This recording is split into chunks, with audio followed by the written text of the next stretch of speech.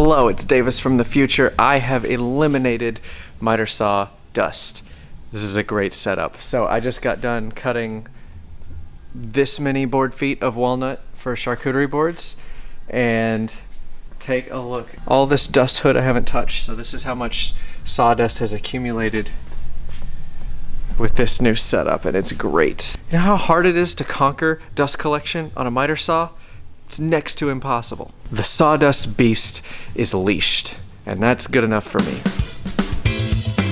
So we've had a lot of problems with this miter saw, and it's finally time to replace it. As you guys know, we've had a lot of problems with this miter saw. It's a homemade table. It's not made for this. It's a saw that I'm pushing way past its limits. I bought this saw used. It wasn't even brand new when I got it, so who knows how much this saw has seen. So, getting something new.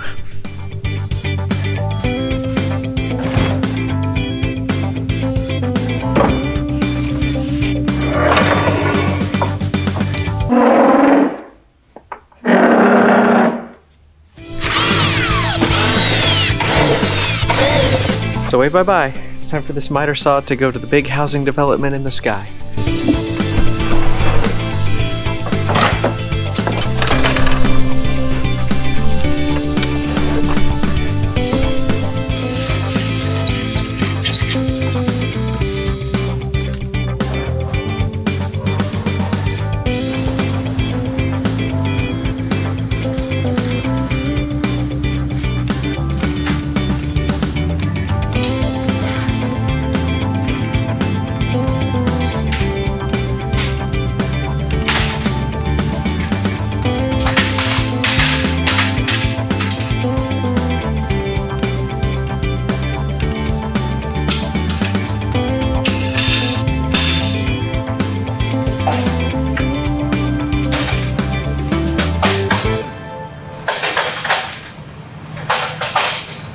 All right, well, now that this beast is set up, I don't really want to do too much fine tuning because I need to get the new miter saw in there to adjust the heights and everything. So I'm gonna unbox that and we'll see how it looks all together. Our goal this holiday season has been to accept and deliver every holiday order that comes our way by Christmas. This has seemed pretty unattainable at times, but because we keep showing up every single day with perseverance, it's starting to look a little bit easier. We're starting to get a little bit closer. And this new miter saw is really gonna help. Full disclosure, we don't take tool sponsors. We've taken sponsorships, but we don't take tool sponsors. So we've bought every tool that you see in our shop with business money. So when someone asks our opinion of what tool they should buy, my first question is, well, what do you currently have? Do you have a version of that tool? And before I give a recommendation, I wanna make sure that I'm giving advice based on that person's needs and perspective. So what I'm gonna do is share with you our needs and our perspective so that you can sort of see why I bought the miter saw that I did. Maybe you're running a business, maybe you're selling some stuff. I mean, this is the busy season, so if you're thinking about what tools to invest in, if you're thinking about a miter saw, maybe you can make a better decision based on what I can share with you here. We have had the Bosch 12-inch sliding miter saw. A lot of people have this miter saw. You see it everywhere, and it's on the dream list of tools for a lot of people. And rightly so. It's a really cool saw. It's got a lot of unique features. This saw has served us well. I don't want to misrepresent it. It's done a great job. It's a 12-inch saw. It's got this sliding knuckle feature that a lot of other saws don't have, that allows you to make sliding cuts, but there's no rails that stick out the back of a miter saw. A lot of us are in garage wood shops or we're in a cramped space and we just don't have 4 feet of depth to handle some of the other sliding saw mechanisms. But after several years of use, we have noticed a few problems with the saw and we needed to move away from it. Bottom line, big picture, I didn't feel comfortable using this saw anymore. From the very beginning, the first time I ever used this saw, I was honestly kind of shocked at how little power it had. I know it spins a big 12-inch blade, but I was expecting a little bit more power behind the saw. My dad has a DeWalt 12-inch saw and it's just got what feels like twice the power at the handle than this saw feels like it has. That's totally subjective. It's not scientific. It's just something I noticed when I first started using the saw. I kind of wanted a little bit more power out of it. Let me be clear. We have abused this saw. We have been making it do things that it is not designed to do. It is not designed to run all day long cutting chunk after chunk after chunk of 8-quarter domestic hardwood. This thing was made to cut construction grade pine, and we have pushed it way beyond what it was intended to be used for. If you've been subscribed to our channel, you've seen that I've been having some trouble lately with the saw blade getting pinched with the wood.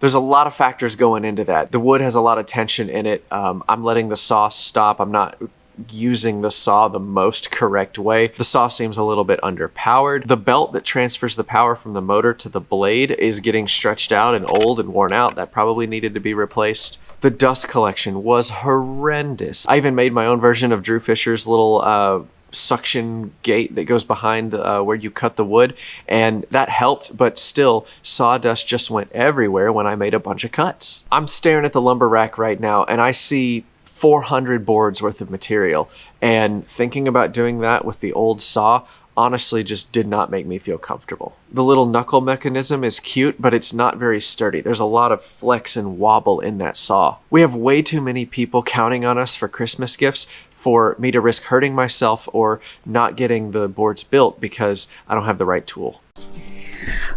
So, as the only salesperson, I am working really hard to make sure that we have enough Christmas sales coming in. It started off really slow, and now there's a ton of orders that are starting to come in, and we're starting to get a little overwhelmed as I speak. Our systems are built to handle this many boards. We've worked really hard to really bolster our systems, which is good. But this just requires a lot of building on Davis's part. It's great when I am able to sell 20, 30, 40, 50 boards, but that means Davis now has to build 20, 30, 40, 50 more cutting boards, which is no small feat for him. Sales and building have this kind of weird relationship because Davis doesn't have anything to build unless I sell things, but I have nothing to sell if Davis doesn't build enough to fulfill the orders. It's a weird symbiotic relationship, whatever you want to call it, but Davis and I are both working our butts off right now. So I don't really have as many clients that I'm prospecting now, but the ones I'm talking to are placing larger orders, which is good. It's just a learning experience. It's just getting used to a new type of sales and a new type of client altogether, which is fine. We're very excited. But I'm actually gonna go check out this new saw Davis got because he does not stop talking about it. Can I show you my new saw? It's done. Yes. Are you ready? I'm very ready. Okay, this is my new saw. He's so excited. It's my new miter saw. It's fantastic. Ooh, and I like the, wow. Wow. It's got lights and it's got a laser. This is so much better. And it's got rollers. This is my favorite part. Look at this. It's my favorite part too. Have you tried sliding across the rollers yourself yet? No. I don't think it's gonna work. Oh, no. My balls. I'm gonna need a minute. All right, so let me show you the new setup. This is the Makita 10-inch sliding compound miter saw. I think the model is like DXT or whatever the box says, but this is the miter saw that I have chosen for a couple of reasons. Number one, it seemed to do a lot for dust collection, which is huge for me. There's a big port back here to grab all the fine sawdust. There's also a chute right behind the blade like most miter saws have. So the combination of this and the larger chute I think would do a lot to pull in more dust, and it does. I hooked up my Festool dust extractor to the back of this thing, and that combined with this canopy, which I'll talk about in a minute, really takes care of a lot more sawdust than it used to. Hello, it's Davis from the future. I have eliminated miter saw dust. This is a great setup. So I just got done cutting this many board feet of walnut for charcuterie boards, and take a look. All this dust hood I haven't touched, so this is how much sawdust has accumulated with this new setup, and it's great. So there's like nothing out here on the rails. There's very little on the floor. There's absolutely nothing in the air around me. My favorite thing about all this is that like 5 to 10 feet away from the miter saw, there's no like fine layer of dust like there used to be. Well, there is, but this isn't walnut. This is from something else. See, not walnut dust. This is a nice setup. Highly recommend if you're looking for a miter saw, but to do a lot of volume, this is a great setup. You know how hard it is to conquer dust collection on a miter saw? It's next to impossible. The sawdust beast is leashed, and that's good enough for me. I'm really happy with this miter saw, even the 10-inch blade, because it's direct drive and I think the motor's a little nicer. I get way more power in the wood than I did with the Bosch one. So I feel more confident, I feel safer. The rails on this one are also forward facing, so they don't stick out behind the saw. That's huge, so I can have it pretty close up to the wall without taking up a ton of shop space. It is still hooked up to the smaller Harbor Freight dust collector, and then I'm going to plug the shop vac up to it when I'm using the miter saw. That way we get all of the dust. And on the note of dust collection, this is the Rousseau 5000 lighted canopy thing. I'm going to be honest, I'm not as impressed with this as I thought I would be.